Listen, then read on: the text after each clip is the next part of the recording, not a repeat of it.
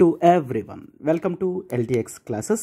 మనం Indian polity important topics అన్నీ కూడా ర్యాపిడ్ రివిజన్లో కవర్ చేస్తున్నాం కదమ్మా. అయితే ఈ క్లాస్లో మనం మున్సిపాలిటీస్ అనే టాపిక్ని క్లియర్గా డీటెయిల్గా కంప్లీట్ చేద్దాం. ఓకేనా? రైట్. అయితే when it comes to the part of municipalities, Panchayat system అనేది ఆల్రెడీ కవర్ చేసాం. అండ్ ఇప్పుడు ఈ మున్సిపల్ గవర్నమెంట్ అనేది చూద్దాం. మున్సిపాలిటీస్ అనేవి 74th కాన్స్టిట్యూషనల్ అమెండ్మెంట్ యాక్ట్ 1992తో రావడం జరిగింది. 1993 నుంచి ఇంప్లిమెంటేషన్ అనేది జరిగింది. ఓకేనా? So panchayats that is 73rd, municipalities 74th. Panchayats అనేవి ఆర్టికల్ 243 నుంచి 243O వరకు మనం చూస్తాం. అయితే when it comes to the municipalities, article 243P, ఓ తర్వాత పి కదా, ఎస్, అండ్ ఆర్టికల్ 243ZG వరకు చూస్తాం. ఓకేనా? సో ఇవి కంప్లీట్గా మనం మున్సిపాలిటీస్లో ఈ యాక్ట్స్ వరకు చూస్తాం. ఇంపార్టెంట్ ప్రావిజన్స్ అన్నీ కూడా చూస్తాం. బట్ అయితే when it comes to the municipalities governance అనేది కాస్త అర్బన్ గవర్నెన్స్ కూడా వస్తుంది కాబట్టి డిఫరెంట్ మినిస్ట్రీస్ అనేవాళ్ళు ఇన్వాల్వ్ అయి ఉంటారు. అయితే ఓవరాల్గా మున్సిపాలిటీస్లో మనకి that is the ministry of housing and urban affairs అనేది ఇంక్లూడ్ అయి ఉంటుంది. హౌసింగ్ అండ్ అర్బన్ అఫైర్స్, ఎందుకంటే మనం మున్సిపల్ కార్పొరేషన్స్ అనేవి చూస్తాం. మున్సిపల్ కార్పొరేషన్స్ అనేవి అర్బన్ ఏరియాస్లో ఉంటాయి. సో మనకి సపరేట్గా ministry of housing and urban affairs అనేది ఉంది. సో ఆ మినిస్ట్రీ ఇన్వాల్వ్మెంట్ కూడా మున్సిపాలిటీస్లో ఉంటుంది. And there is the ministry of defence. Sir defence ministry కూడా ఇన్వాల్వ్ అవుతుందా? ఎస్, డిఫెన్స్ మినిస్ట్రీ కూడా ఇన్వాల్వ్ అవుతుంది. There is something that is called the cantonment boards అని అంటాం. కంటోన్మెంట్ బోర్డ్స్ ఉంటాయి, పేరు వినే ఉంటారు. So what are these cantonments? ఎక్కడైతే మిలిటరీ ఎస్టాబ్లిష్మెంట్స్ ఉంటాయో వాటిని కంటోన్మెంట్ బోర్డ్స్ అని అంటాం. ఆ కంటోన్మెంట్ బోర్డ్స్ మీద కంప్లీట్ అథారిటీ అనేది డిఫెన్స్ మినిస్ట్రీకి ఉంటుంది. సో మినిస్ట్రీ ఆఫ్ డిఫెన్స్ కూడా ఇన్వాల్వ్ అవుతుందని అందుకే చూస్తాం. Right. And there is the ministry of home affairs. So ministry of home affairs అనేది ఇన్వాల్వ్ అవుతుంది. ఎందుకు sir ministry of home affairs? ఎందుకంటే యూనియన్ టెరిటరీస్లో ఎక్కడైతే మున్సిపల్ కార్పొరేషన్స్ ఉన్నాయో అక్కడ ministry of home affairs control తీసుకుంటుంది అనమాట. రైట్. సో ఈ విధంగా మనకి ministry of housing and urban affairs, ministry of defence, ministry of home affairs, వీళ్ళు ముగ్గురు కూడా మున్సిపాలిటీస్ అనేవి చూసుకుంటారు. అయితే ఈ అర్బన్ బాడీస్ అనేవి అసలు ఇండియాలో ఏ విధంగా స్టార్ట్ అయ్యాయో మనం తెలుసుకోవాలి. దట్ అంటే we need to look after the part of evolution of urban bodies అనేవి మనం చూస్తాం. అయితే if you observe the evolution of urban bodies historical perspective నుంచి చూసుకుంటే బ్రిటిష్ టైం నుంచి కూడా అర్బన్ బాడీస్ అనేవి ఉన్నాయి. That is the first time 1688లో first municipal corporation in India అనేది ఎస్టాబ్లిష్ అవ్వడం జరిగింది. And it is in Madras. గుర్తుంచుకోండి, first municipal corporation that is Madras. అయితే ఈ మద్రాస్ ఒక చార్టర్ అనేది తీసుకొచ్చారు 1687లో. ఆ చార్టర్ ద్వారా 1688లో Madras first municipal corporation in India కింద నిల్చున్నది. అయితే మద్రాస్ తర్వాత 1726, ఓకే, 1726 క్రోనాలజికల్గా చూసుకుంటే 1726లో మనకి బాంబే అండ్ కల్కత్తా ఈ 2 ప్లేసెస్లో కూడా కార్పొరేషన్స్ అనేవి ఎస్టాబ్లిష్ చేయడం జరిగింది. మున్సిపల్ కార్పొరేషన్ అంటే అర్బన్ లెవెల్లో ఏ ప్లేసెస్ అయితే ఉన్నాయో, చాలా ఇంపార్టెంట్ ప్లేస్, ఎక్కువ అర్బనైజేషన్ జరుగుతుంది, lots of density of people ఇక్కడికి వస్తున్నారు, అట్లాంటి ఏరియాస్ని కార్పొరేషన్స్ కింద డిక్లేర్ చేస్తారు. సో అట్లా first Madras, second next Bombay and కలకత్తాని చేయడం జరిగిందనమాట. రైట్. ఎస్. అయితే అర్బన్ ఏరియాస్ అనేవి పెరుగుతున్నాయి.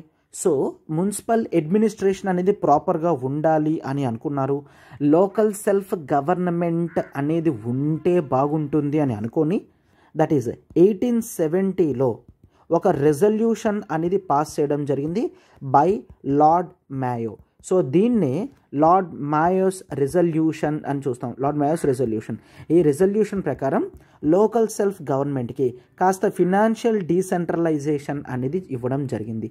అంటే in the aspects of finance కాస్త పవర్స్ అనేవి లోకల్ సెల్ఫ్ గవర్నమెంట్కి ఇచ్చారనమాట. That is in 1870. దాన్ని లార్డ్ మాయోస్ రెజల్యూషన్ అని అంటాం. బట్ అయితే the year 1882 is most important. From the evolution part. ఏమైంది సార్ 1882లో లార్డ్ రిప్పన్ అన్న వ్యక్తి ఒక రెజల్యూషన్ అనేది పాస్ చేయడం జరిగింది. లార్డ్ రిప్పన్స్ రెజల్యూషన్ అని చూస్తాం. ఈ రెజల్యూషన్ అనేది we generally called as the Magna Carta of local self government అని అంటాం. Sir what is this Magna Carta? 1215లో కింగ్ జాన్ అన్న వ్యక్తి ప్రజలకి ఫండమెంటల్ రైట్స్ అనేవి ఫస్ట్ టైం రిటర్న్ రూపంలో ఇవ్వడం జరిగింది. సో అట్లా ఏదైతే ఫస్ట్ది హ్యాండ్ రిటర్న్లో రాసిచ్చారో దాన్ని మ్యాగ్నా కార్టా అని పిలుస్తారు. ఎస్, ఇక్కడ కూడా అందుకని లోకల్ సెల్ఫ్ గవర్నమెంట్లో LSG లోకల్ సెల్ఫ్ గవర్నమెంట్లో దీన్ని మ్యాగ్నా కార్టా కింద చూస్తారు. లార్డ్ రిప్పన్స్ రెజల్యూషన్ అంటే అతను ఫస్ట్ టైం రాసిచ్చారు. సో లోకల్ సెల్ఫ్ గవర్నమెంట్ అనేది డెవలప్ అవుతుంది. ఎప్పుడైతే లోకల్ సెల్ఫ్ గవర్నమెంట్ డెవలప్ అవుతుందో ప్రజల యొక్క ఇమీడియట్ నీడ్స్ అనేవి వెంటనే సాల్వ్ అవుతాయి అన్నమాట. సో ప్రతి ఇష్యూకి కూడా స్టేట్ డిస్ట్రిక్ట్ వరకు వెళ్ళాల్సిన అవసరం లేకున్నా, ఓకేనా, సింపుల్గా కార్పొరేషన్ పరిధిలోనే మున్సిపాలిటీస్ పరిధిలోనే ఇష్యూస్ అన్నీ కూడా సాల్వ్ అవుతూ ఉంటాయి. సో దీన్ని మ్యాగ్నా కార్టా అని అంటారు. సో ఇతనే లోకల్ సెల్ఫ్ గవర్నమెంట్ని ప్రమోట్ చేశారు కాబట్టి లార్డ్ రిప్పన్ అన్న వ్యక్తిని we also called as the father of local self government in India. Clear? ఇండియాలో father of local self government అని లార్డ్ రిప్పన్ని మనం చూస్తాం. That is in 1882. Clear? And తర్వాత ఇంకేమైనా రిపోర్ట్స్ ఉన్నాయా అంటే ఎస్, 1907లో దట్ ఈస్ ఒక రాయల్ కమిషన్ అనేది ఎస్టాబ్లిష్ చేయడం జరిగింది. ఈ రాయల్ కమిషన్ అనేది డీసెంట్రలైజేషన్ గురించి, క్లియర్, డీసెంట్రలైజేషన్ ఎలా జరిగింది ఏంటి అదంతా చెక్ చేయడానికి అనమాట. రైట్? ఎస్. అండ్ ఇది మాత్రమే కాదు, that even if you observe in the year 1919 the government of India act 1919లో లోకల్ సెల్ఫ్ గవర్నమెంట్ అనేది ట్రాన్స్ఫర్డ్ సబ్జెక్ట్లో పెట్టారు. సో మనం చెప్పుకున్నాం 1919 యాక్ట్లో మనకి the both transferred and reserved subjects అనేవి పెడతారు. రిజర్వ్డ్ సబ్జెక్ట్స్ అనేవి ఎవరి చేతుల్లో ఉంటాయి? దట్ ఈజ్ ది ఎవరైతే దట్ ఈజ్ స్టేట్ యొక్క గవర్నర్స్ ఉంటారో, అంటే that is nothing but provinces governors ఉంటారో వాళ్ళ చేతుల్లో ఉంటాయన్నమాట. క్లియర్?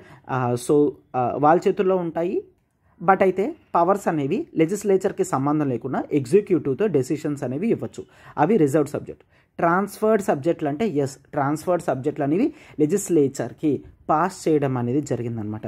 ట్రాన్స్ఫర్ అంటే ఇచ్చేసారు. పవర్స్ అన్నీ కూడా లోకల్ లెవెల్లోనే ఉండాలి అని చెప్పి సెంట్రల్ గవర్నమెంట్ ఈ లోకల్ సెల్ఫ్ గవర్నమెంట్ని పట్టించుకోవట్లేదు, అంటే మొత్తం హోల్డ్ ఆన్ చేయకుండా స్టేట్స్కి ఇచ్చేయడం జరిగింది. ఇది మనం ట్రాన్స్ఫర్డ్ సబ్జెక్ట్లో చూస్తామన్నమాట. రైట్? ఎస్. సో ఇది 1919 యాక్ట్లో చూస్తాము. And next this is the 1924లో first time the cantonment acts అనేవి తీసుకొని రావడం జరిగింది. కంటోన్మెంట్ యాక్ట్ తీసుకొచ్చారు. ఈ కంటోన్మెంట్ యాక్ట్ అనేది సెంట్రల్ లెజిస్లేచరే అప్పుడు పాస్ చేసింది. సో దేని గురించి?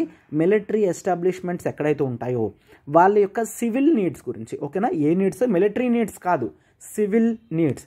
అంటే మిలిటరీ పీపుల్ ఉంటారు, వాళ్ళ ఫ్యామిలీస్ ఉంటాయి, వాళ్ళకంటూ కొన్ని హౌసింగ్ కాంప్లెక్సెస్ అనేవి కట్టాలి, వాళ్ళకు రోడ్లు ఇవ్వడం కానీ, ఎలక్ట్రిసిటీ ప్రొవైడ్ చేయడం, వాటర్ ప్రొవైడ్ చేయడం, ఇట్లాంటి బేసిక్స్ అన్నీ కూడా చేయాలి కదా.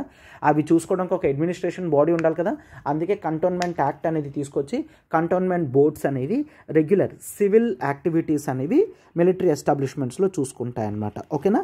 రైట్. అయితే ప్రొవిన్షియల్ అటానమీలో లోకల్ సెల్ఫ్ గవర్నమెంట్ని, అంటే the government of India act 1935లో కూడా ప్రొవిన్షియల్ సబ్జెక్ట్లో పెట్టేశారు లోకల్ సెల్ఫ్ గవర్నమెంట్. అంటే 1919 యాక్ట్ నుంచి లోకల్ సెల్ఫ్ గవర్నమెంట్ మీద పూర్తి అధికారాలు అనేవి స్టేట్ లెవెల్లోనే ఇవ్వడం జరుగుతుంది. అంటే మనం ఏం చూస్తున్నాము, అది చాలా క్లియర్గా పవర్స్ అనేవి రూల్స్ ప్రొవిన్షియల్ సబ్జెక్ట్లో పెడుతున్నారంటే ప్రొవిన్షియల్ గవర్నమెంట్స్కే ఎక్కువ పవర్స్ అనేవి ఇస్తున్నారనమాట. డన్. రైట్. ఇది మనం 1935లో చూస్తాం. And if you observe there are the various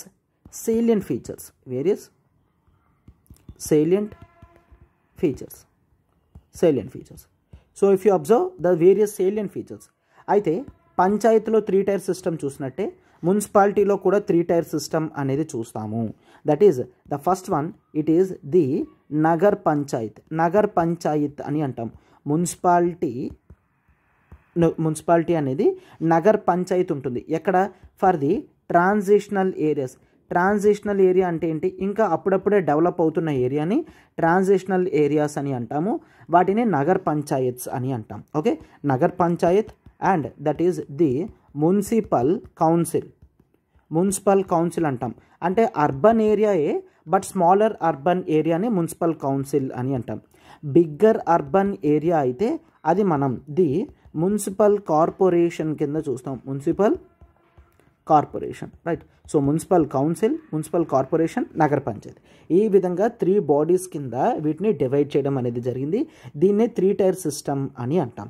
ఓకేనా, రైట్. అయితే when it comes to the part of composition, దీంట్లో ఎవరు ఉంటారు సార్, ఎవరు ఉంటారు అంటే ఎస్. సో జనరల్గా వీటికి కాన్స్టిట్యుయెన్సీస్ అనేవి ఉంటాయి. ఈ కాన్స్టిట్యుయెన్సీస్ని డివైడ్ చేస్తారు. డివైడ్ చేసి ఒక్కొక్క డివిజన్ని కూడా దే కాల్డ్ యాజ్ వార్డ్. వాళ్ళనే వార్డ్ మెంబర్స్ అని అంటారు. ఓకేనా, ఒక్కసారి వార్డ్స్ ఉంటాయి. ఈ వార్డ్స్ అనేవి మున్సిపల్లో ఒకలాగా, మున్సిపల్ కార్పొరేషన్లో ఒకలా ఉంటాయి. ఏంటి అంటే for example if you take municipal council, కౌన్సిల్లో వార్డు యొక్క లీడర్స్ ఎవరైతే ఉంటారో వాళ్ళని మనం కౌన్సిలర్స్ అని పిలుస్తాం. వార్డ్ కౌన్సిలర్ అని అంటాం కదా, వార్డ్ కౌన్సిలర్ అని అంటాం. అదే వార్డ్ అనేది కార్పొరేషన్లో ఉంది అనుకోండి. ఫర్ ఎగ్జాంపుల్ విశాఖపట్నం కార్పొరేషన్ ఉంది. సో విశాఖపట్నం కార్పొరేషన్లో ఎక్కడైతే వార్డ్స్ ఉన్నాయి ఇవన్నీ కూడా వార్డ్స్ లెక్క చూస్తాము. ప్రతి వార్డుకి కూడా ఒక కార్పొరేటర్ ఉంటారు. ఓకేనా, కార్పొరేటర్, క్లియర్. సో కౌన్సిల్కి కౌన్సిలర్స్ ఉంటారు, వార్డ్ హెడ్స్ కింద, కార్పొరేషన్స్కి కార్పొరేటర్స్ ఉంటారనమాట. నగర పంచాయత్స్కి కూడా మనకి వార్డ్ మెంబర్స్ కింద ఉంటారు. అయితే ఇట్లా ఉన్న ప్రతి చోట కూడా గుర్తుంచుకోండి, వీళ్ళందరినీ కూడా మెంబర్స్ అని అంటున్నాం కదా.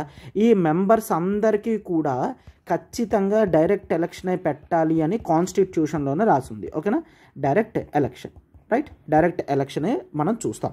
అండ్ నెక్స్ట్ మరి ఈ బోర్డ్స్ ఇవి ఉన్నాయి, ఈ కమిటీస్ ఉన్నాయి. ఈ కమిటీస్కి చైర్పర్సన్స్ ఉంటారు కదా, ఈ కమిటీస్కి చైర్పర్సన్స్ ఉంటారు, నేను తర్వాత చెప్తాను. ఈ చైర్పర్సన్స్ ఎవరు ఎలా ఎలక్ట్ అవుతారు అనేది స్టేట్ గవర్నమెంట్ చెప్తుంది. ఓకేనా, స్టేట్ గవర్నమెంట్ చెప్తుంది. అయితే స్టేట్ గవర్నమెంట్ ఎలా చెప్పింది, ఈ కౌన్సిలర్ చైర్పర్సన్స్ ఎవరైతే ఉన్నారో వాళ్ళందరికీ కూడా యాజ్ ఆఫ్ నౌ ఆంధ్రప్రదేశ్లో అయితే ఇండైరెక్ట్ ఎలక్షన్సే పెట్టడం జరిగింది. ఓకేనా, ఇండైరెక్ట్ ఎలక్షన్స్ అనేవి ఉన్నాయి. ఇండైరెక్ట్ ఎలక్షన్స్ అంటే ఏంటి, ఫర్ ఎగ్జాంపుల్ మీరు కౌన్సిలర్లకి ఓట్లు వేస్తారు. కౌన్సిలర్స్ ఇన్ రిటర్న్ ఆ కౌన్సిల్ యొక్క చైర్మన్కి ఎవరో వాళ్ళు సెలెక్ట్ చేసుకుంటారు. ఈవెన్ కార్పొరేషన్లో ఉన్నవాళ్ళు కూడా మీరు కార్పొరేటర్లకి ఓటేస్తారు. ఇన్ రిటర్న్ కార్పొరేటర్లు అందరూ కూడా ఒక చైర్పర్సన్ని సెలెక్ట్ చేసుకుంటారు. అంటే మెంబర్స్కి మాత్రమే డైరెక్ట్ ఎలక్షన్స్, చైర్పర్సన్స్ ఎవరైతే ఉన్నారో స్టేట్ గవర్నమెంట్ డిసైడ్ చేస్తుంది. సో అలా ఆంధ్రప్రదేశ్ స్టేట్లో ఇండైరెక్ట్ ఎలక్షన్స్ అనేవి ఉంటాయి అని చెప్తున్నారు. ఓకేనా, ఎస్, ఇది మనం చూస్తాము.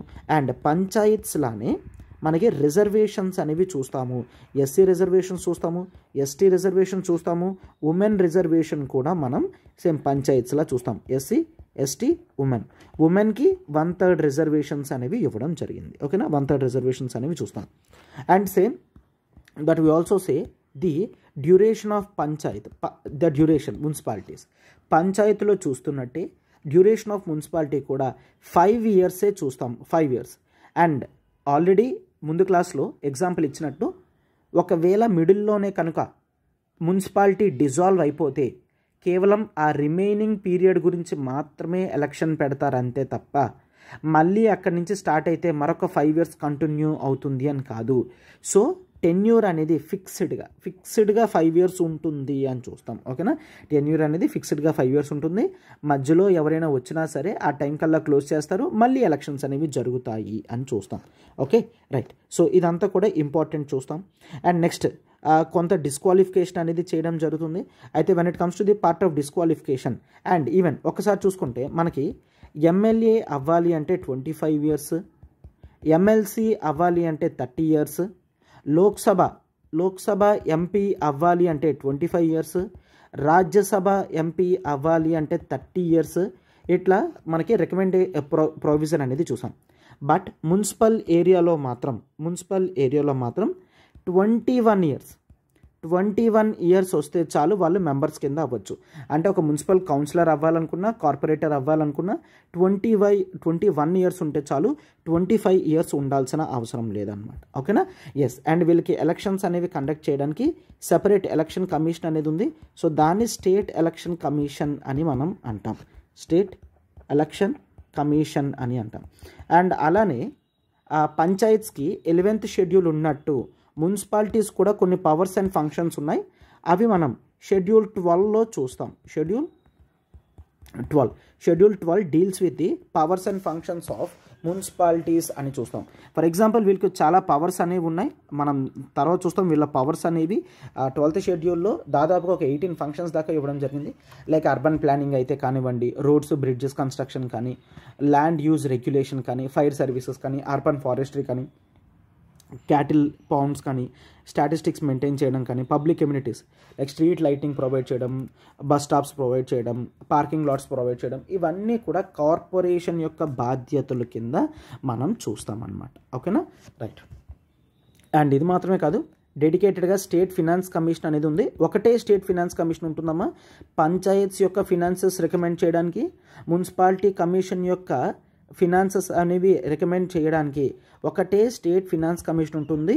రెండింటికి రెండు ఉండవు, ఒక్కటే ఉంటుంది. ఓకేనా, ఎస్. అండ్ వీళ్ళ అకౌంట్స్ అనేవి ఆడిట్ చేయడం కూడా జరుగుతుంది. And when it comes to the part of union టెరిటరీస్లో అప్లై అవుతుందా లేదా అనేది ప్రెసిడెంట్ గారు నిర్ణయిస్తారు. క్లియర్, ప్రెసిడెంట్ గారు చెప్తే అప్లై అవుతుంది, ఆర్ లేదంటే ద యూనియన్ టెరిటరీస్లో మున్సిపల్ కార్పొరేషన్స్ అనేవి, మున్సిపాలిటీస్ అనేవి ఎస్టాబ్లిష్ అవ్వవు, ప్రెసిడెంట్ యొక్క ఇష్టం అన్నమాట. Right, yes. And exempted areas అనేవి చూస్తాం. పంచాయత్స్లో కూడా ఎగ్జామ్టెడ్ ఏరియాస్ అనేవి చూస్తాం. ఇక్కడ ఎగ్జామ్టెడ్ ఏరియాస్ అనేవి చూస్తే that is 5th schedule areas, 6th schedule areas. ఓకేనా, 5th schedule areas, 6th schedule areas అని చూస్తాము. And the Darjeeling, already previous క్లాస్లో కూడా చూసాం. డార్జిలింగ్ లొకేషన్ ఏదైతే ఉందో గోర్ఖా హిల్ కౌన్సిల్ వెస్ట్ బెంగాల్లో ఉంటుంది. సో వాళ్ళకి కూడా ఈ యాక్ట్ అనేది వర్తించదు. సార్ మరి పంచాయత్స్లో ఈవెన్ మేఘాలయ, నాగాల్యాండ్ కూడా చెప్పారు కదా. ఎస్, పంచాయత్స్లో వాటికి అప్లై అవ్వదు. బట్ ఇక్కడ ఎగ్జామ్టెడ్ కేటగిరీలో ఇందులో కేవలం మనం 5th schedule, 6th schedule and Darjeeling Gorkha hill council మాత్రమే చూస్తాం. అంటే ఈవెన్ మేఘాలయ, నాగాల్యాండ్, అస్సాం ప్లేసెస్లో కూడా మనకి మున్సిపాలిటీస్ అనేవి అప్లై అవుతాయి అని గుర్తుంచుకోండి. ఓకేనా, రైట్. అయితే 2 ప్లానింగ్ కమిటీస్ అనేవి ఉన్నాయి. ఆ ప్లానింగ్ కమిటీస్ కూడా మనకి ఇంపార్టెంట్ అనమాట. ఒకటి డిస్ట్రిక్ట్ ప్లానింగ్ కమిటీ. సో అయితే డిస్ట్రిక్ట్ లెవెల్లో ప్లానింగ్ అనేది ఎలా ఉండాలి, ఎట్లా ప్లాన్ చేస్తే అందరికీ ఆప్టిమైజ్గా రిసోర్సెస్ అనేవి తక్కువ రిసోర్సెస్ యూజ్ చేసి ఎక్కువ మందికి బెనిఫిట్ తీసుకొని రాగలం, ఆ ప్లాన్స్ అన్ని వేయడానికి ఒక కామన్ డిస్ట్రిక్ట్ ప్లానింగ్ కమిటీ అనేది పెట్టడం జరిగింది. కాన్స్టిట్యూషనే చెప్పింది, కాన్స్టిట్యూషనే ఒక డిస్ట్రిక్ట్ ప్లానింగ్ కమిటీ ఉండాలి అని చెప్పడం అనేది జరిగిందనమాట. Right, yes. అయితే స్టేట్ లెజిస్లేచర్ చెప్తుంది ఈ డిస్ట్రిక్ట్ ప్లానింగ్ కమిటీలో ఎంతమంది ఉంటారని. బట్ 4/5 మాత్రం 4/5 ఆఫ్ డిస్ట్రిక్ట్ ప్లానింగ్ కమిటీ మాత్రం ఆల్రెడీ డిస్ట్రిక్ట్ పంచాయత్స్లోని and already municipalities in the డిస్ట్రిక్ట్లో వీళ్ళు ఎవరైతే ఉంటారో అందులో ఎలక్ట్ అయిన వాళ్ళే 4/5 of the members district planning కమిటీలో ఉంటారు. వీళ్ళతో పాటు ఎక్స్ట్రా నాలెడ్జ్ ఉన్న వాళ్ళని కూడా వీళ్ళు మెంబర్స్ కింద పెడతారు. ఎందుకంటే ఇది ప్లానింగ్కి సంబంధించింది కదా, ఎవరికైతే ప్లానింగ్ మీద ఐడియా ఉందో ఆ ఎక్స్పర్ట్ మెంబర్స్ని కూడా తీసుకొచ్చి డిస్ట్రిక్ట్ ప్లానింగ్ కమిటీలో కూర్చోబెడతారనమాట. వాళ్ళని కూడా ఇన్వైట్ చేయడం అనేది జరుగుతుంది. డన్. సో దీంట్లో సింప్లీ మొత్తం డిస్ట్రిక్ట్ కావాల్సిన ప్లానింగ్ అంతా కూడా కొలెక్ట్ చేస్తారనమాట. అయితే డిస్ట్రిక్ట్ ప్లానింగ్ కమిటీ తర్వాత there is the metropolitan planning committee. Same district planning కమిటీలని మెట్రోపాలిటన్ లెవెల్లో కూడా మెట్రోపాలిటన్ ప్లానింగ్ కమిటీ వాళ్ళు ప్లాన్స్ అనేవి గీయడం జరుగుతుంది. సో ప్లాన్స్ అన్నీ కూడా కొహిరెన్స్లో తీసుకొచ్చి ఒకటే మేనర్గా తీసుకొచ్చి తర్వాత వాటిని ఇంప్లిమెంట్ చేయడం అనేది జరుగుతుందన్నమాట. Right, yes. And even 11th షెడ్యూల్లో చూస్తున్నట్టు ఇక్కడ కూడా లాస్ట్ ఆర్టికల్ అనేది bar to interference of courts చూస్తాము. Bar to interference of courts.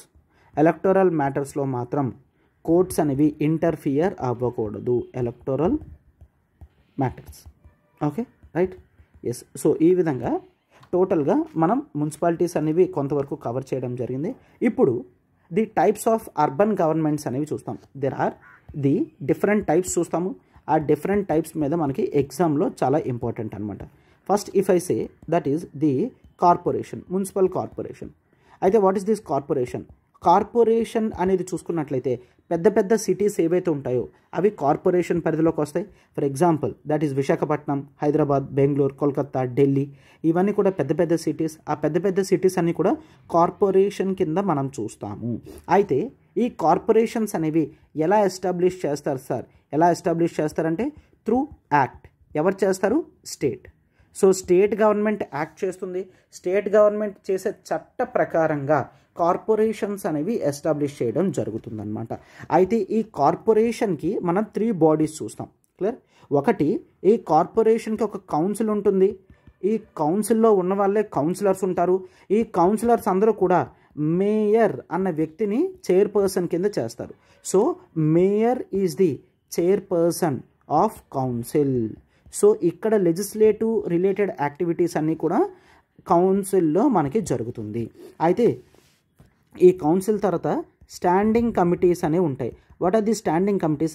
Standing committees అనేవి జనరల్గా చూసుకున్నట్లయితే కాంప్లెక్స్ ఫంక్షన్స్ అన్నీ ఉంటాయి కదా కార్పొరేషన్లో. ఆ కాంప్లెక్స్ ఫంక్షన్స్ అన్నీ కూడా ఈ స్టాండింగ్ కమిటీస్ ఒక్కొక్కటి తీసుకొని డీల్ చేస్తారు.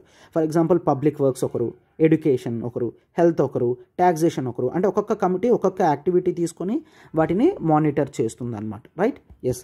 అండ్ ఇది మాత్రమే కాదు, అండ్ వీటన్నిటికీ కూడా మున్సిపల్ కమిషనర్ కూడా ఉంటారు. ఓకేనా? కార్పొరేషన్కి మున్సిపల్ కమిషనర్ ఉంటారు.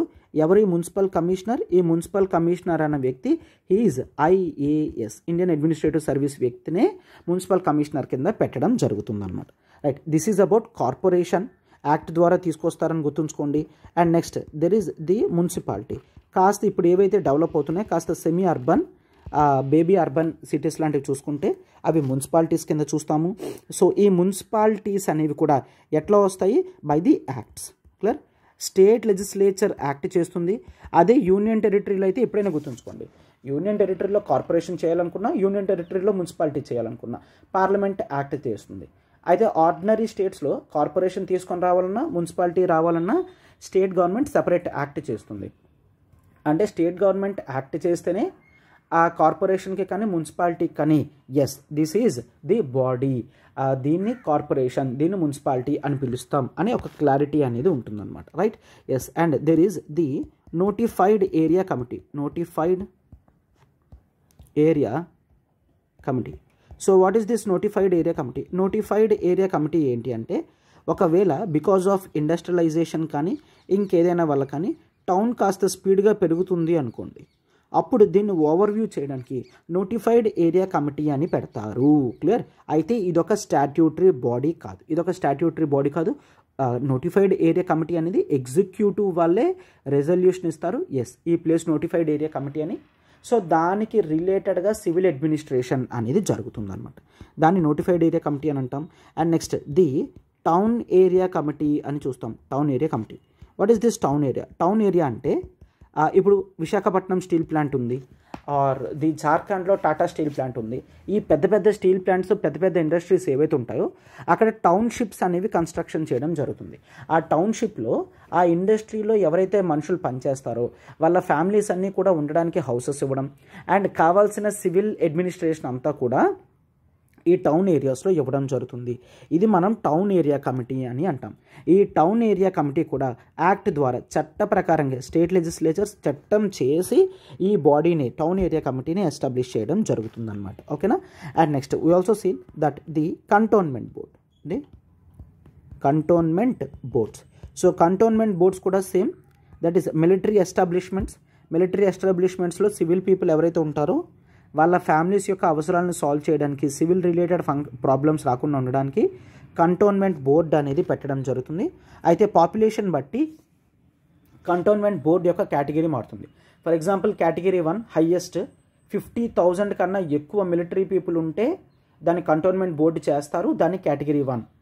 కేటగిరీ 2 అంటే 10,000 to 50,000. కేటగిరీ 3 అనేది 2,500 నుంచి 10,000. కేటగిరీ 4 2,500 కన్నా తక్కువ ఉంటే దాన్ని కేటగిరీ 4 కింద క్లాసిఫై చేయడం అనేది జరుగుతుంది. అయితే వీటన్నిటికీ కూడా జనరల్గా మిలిటరీ స్టేషన్ ఉంటుంది కదా, మిలిటరీ స్టేషన్ ఉంటుంది. ఆ మిలిటరీ స్టేషన్కి ఒక కమాండింగ్ ఆఫీసర్ ఉంటారు కదా, కమాండింగ్ ఆఫీసర్, అతను ఓవరాల్గా హెడ్ అని చూస్తాం, కమాండింగ్ ఆఫీసర్. సో ఈ military commanding officer overall head అని చూస్తాం. ఈ సివిల్ ఫంక్షన్స్ సాటిస్ఫై చేయడానికి సపరేట్ కంటోన్మెంట్ బోర్డ్స్ అనేవి పెట్టడం జరిగిందనమాట. ఓకేనా, రైట్. అండ్ ఇది మాత్రమే కాదు, నెక్స్ట్ మనం ది సపరేట్ టౌన్షిప్ అనేది చూస్తాం. Townships clear. So townships industries దగ్గర ఉంటాయి. ఇక్కడ మనకి టౌన్ ఏరియా కమిటీస్ అనేవి, right. So we have to take town area committees అనేవి సపరేట్గా స్టేట్ డిసైడ్ చేస్తుంది ఈ టౌన్ ఏరియా కమిటీస్ ఏంటి అని.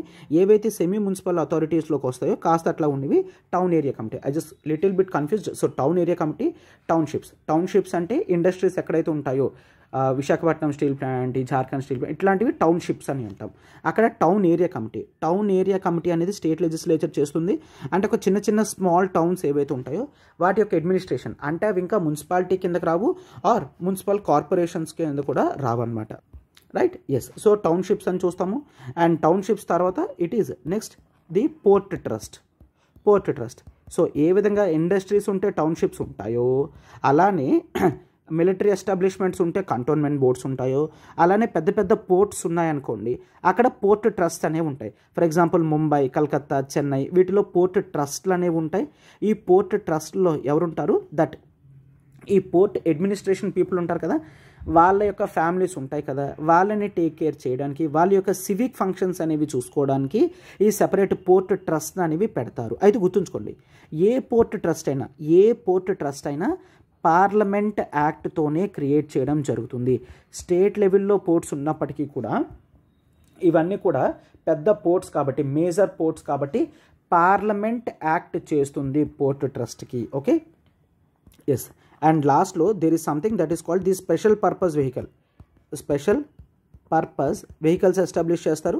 సో దీన్ని స్పెషల్ పర్పస్ ఏజెన్సీస్ అని కూడా అంటాము. ఈ స్పెషల్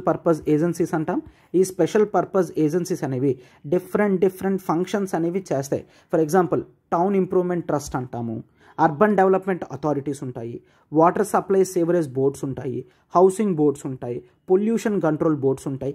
ఇవన్నీ కూడా మున్సిపాలిటీస్తో సంబంధం లేకున్నా ఒక్కొక్కటి కూడా ఒక్కొక్క యాక్ట్తో వస్తుంది. గుర్తుంచుకోండి, for example town improvement trust అన్నాను అనుకోండి, అదొక యాక్ట్తో వస్తుంది. హౌసింగ్ బోర్డ్ అన్నాను అనుకోండి, అదొక యాక్ట్తో వస్తుంది.